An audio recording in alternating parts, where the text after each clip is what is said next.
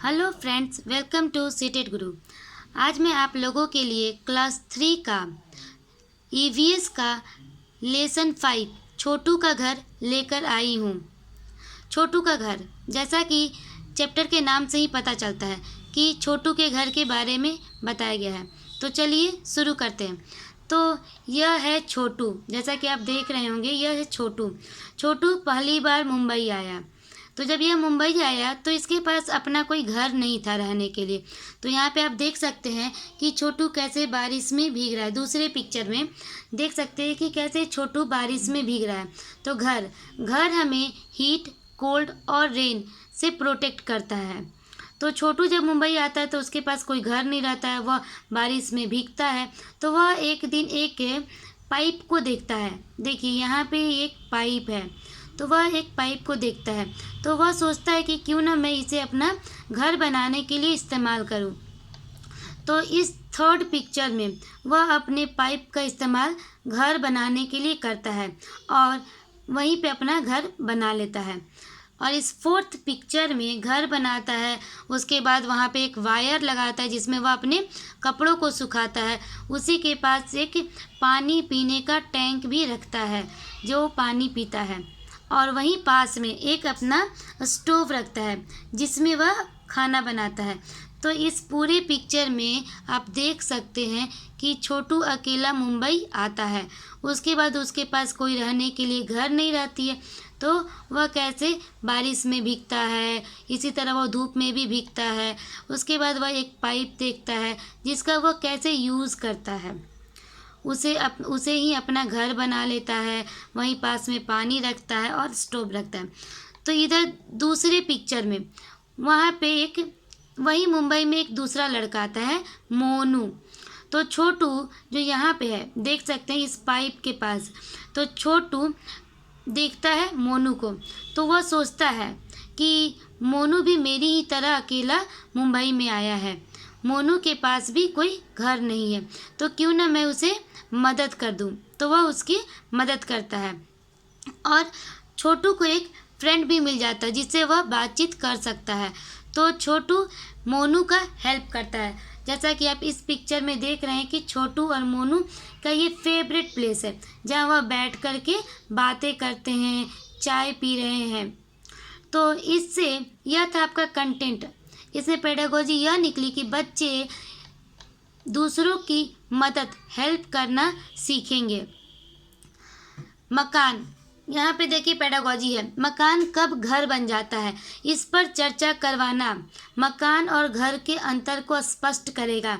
मकान जो भौतिक स्ट्रक्चर होता है वह मकान कहलाता है, लेकिन जब उस मकान में लोग, परिवार के सदस्य रहने लगते हैं तब वह घर कहलाता है। बिना परिवार के, बिना ह्यूमन बींग्स के वह मकान रहता है, सिर्फ एक भौतिक स्ट्रक्चर। तो यहाँ पे दिया हुआ है कि तुम्हारे घर में कौन कौन रहते हैं। जैसे कि मेरे घर में मेरी माँ, मेरे पापा, मेरे भाई, मेरी बहन रहती हैं। इसमें बच्चों से उनके घर की बातचीत को संवेदनशीलता से करने की ज़रूरत है। तो यहाँ पे आपका पेडागोजी निकलती है कि बच्चों से हम उनके घर के बारे में संवेदनशीलता से बात करना चाहिए टीचर्स को। क्यों? क्योंकि घर में हमारे कुछ सीक्रेट्स होते हैं जो हम अपने घर तक ही रखते हैं, घर से बाहर नहीं रखते हैं। तो हमें बच्चों से संवेदनशीलता से घर के बारे में बातचीत करना चाहिए और टीचर्स को कमरों के बजाय घर शब्द का प्रयोग करना चाहिए। उसके बाद यह आता है कविता, घर प्यारा। घर प्यारा, हमारे घर में कुछ इनवाइटेड फ्रेंड्स रहते हैं और कुछ अनइनवाइटेड भी रहते हैं। जैसा कि आप देख सकते हैं इस कविता में इनवाइटेड, जैसे कि तोता एक पेट बर्ड है तो हम इसे पालते हैं। यहाँ पे देखिए चींटी, मच्छर, मकड़ी और छिपकली, ये अनइनवाइटेड हैं, इन्हें हम नहीं पालते, लेकिन ये हमारे घर में मिलते हैं।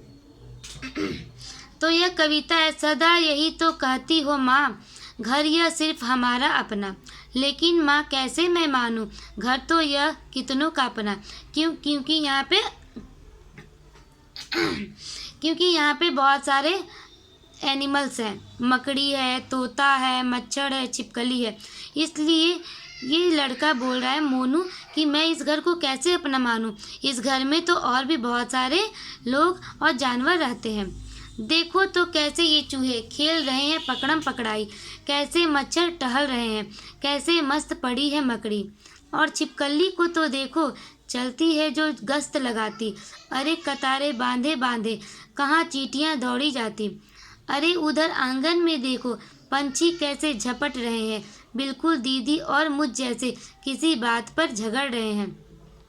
तो चींटियाँ, यहाँ पे आपका क्वेश्चन आ सकता है C-टेट में कि चींटियाँ कैसे चलती। तो चींटियाँ हमेशा कतार में चलती हैं, हमेशा एक दूसरे को फॉलो करते हुए चलती हैं।